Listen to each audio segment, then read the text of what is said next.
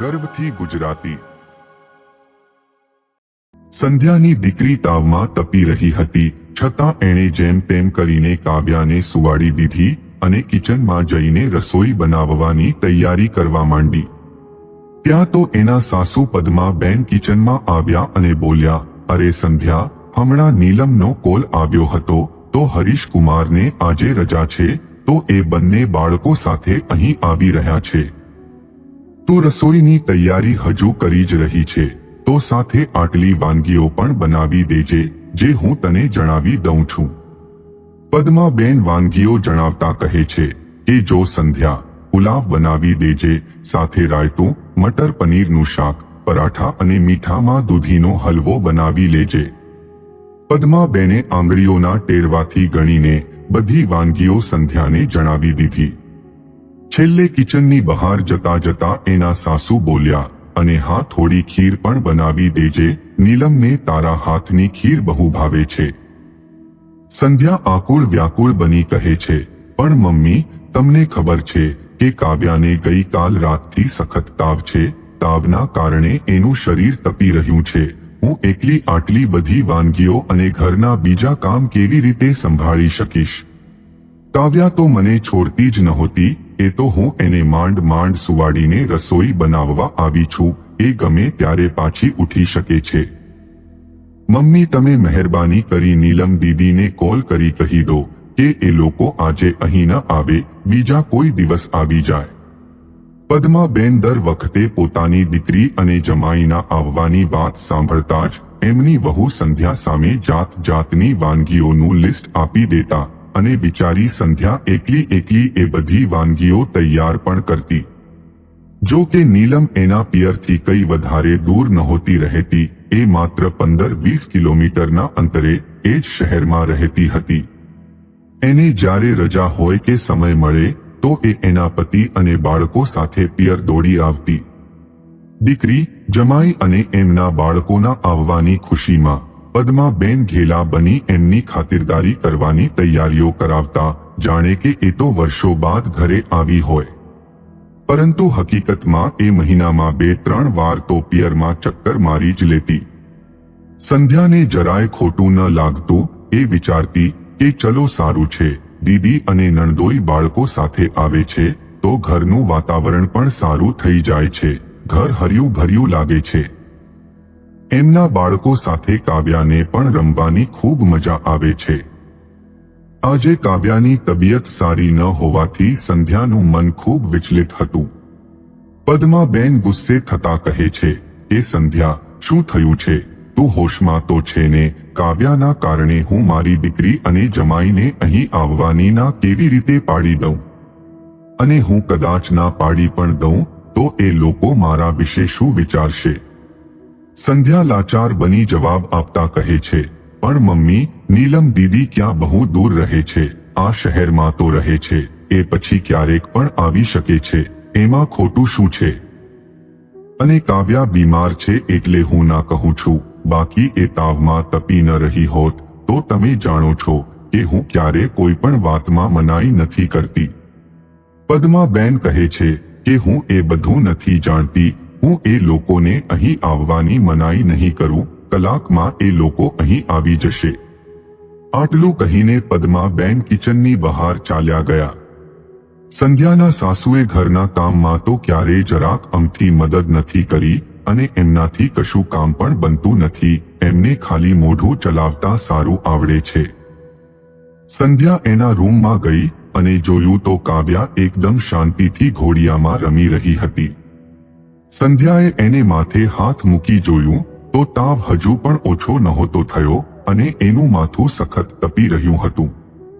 શરદીના કારણે એને ઠંડી પણ લાગી રહી હતી અને તાવ સતત વધવાના કારણે એ હાંફી પણ રહી હતી। પોતાની દીકરીને આવી હાલતમાં જોઈ સંધ્યાના આંખોમાં આંસુ આવી ગયા અને મનોમન કહેવા લાગી કે કેવા દાદીમાં છે, પોતાની પૌત્રીની જરાય ચિંતા નથી, એમને તો પોતાના જમાઈ દીકરી અને એમના બાળકોની જ પડી છે।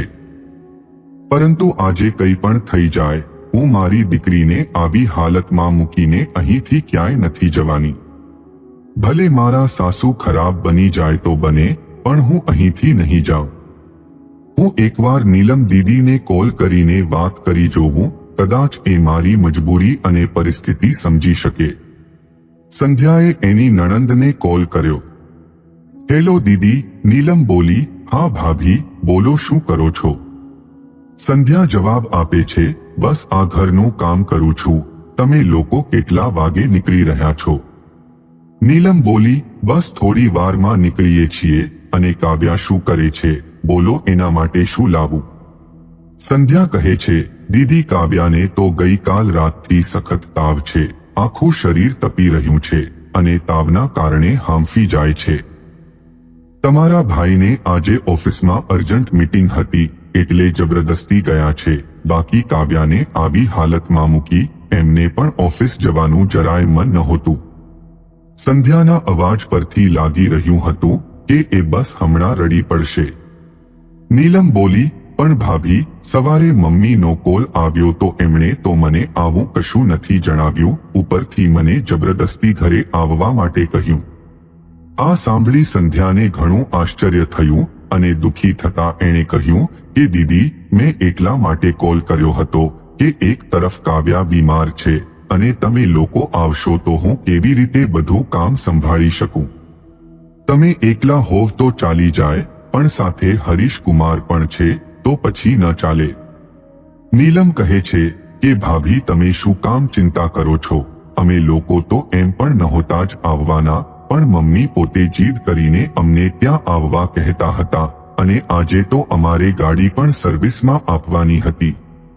સંધ્યા બોલી કે મેં મમ્મીને કહ્યું કે નીલમ દીદી અને હરીશ કુમારને પછી ક્યારેક બોલાવી લેજો, પણ એ તો ઉપરથી મારા પર ગુસ્સે થઈ ગયા અને રિસાઈને બેઠા છે. સંધ્યા એના સાસુના આવા વર્તનથી ખૂબ દુઃખી હતી. નીલમ કહે છે કે ભાભી, તમે જરાય ચિંતા ના કરશો અને કાવ્યાનું સારી રીતે ધ્યાન રાખજો, કારણ કે હમણાં થોડું વાતાવરણ બદલાયું છે તો વાયરલ ઇન્ફેક્શન વધી ગયું છે. સંધ્યા કહે છે કે હા દીદી, કાવ્યાને દવા તો આપી દીધી છે, પણ જો સાંજ સુધી આરામ નહીં થાય તો એને ફરી ડોક્ટરને બતાવી આવશું, પણ પ્લીઝ તમે મમ્મીને સંભાળી લેજો. નીલમ બોલી, હા ભાભી, તમે એ બધું ટેન્શન ન લેશો, મમ્મીને હું સંભાળી લઈશ. આખરે હું પણ 2 બાળકોની માં છું અને હું જાણું છું કે જ્યારે આપણું બાળક બીમાર હોય તો માનું કોઈ પણ કામમાં મન નથી લાગતું. નીલમ એક સમજદાર નણંદ અને જવાબદાર દીકરી તથા માં તરીકે સંધ્યાને આશ્વાસન આપે છે કે મમ્મીને હું સંભાળી લઈશ.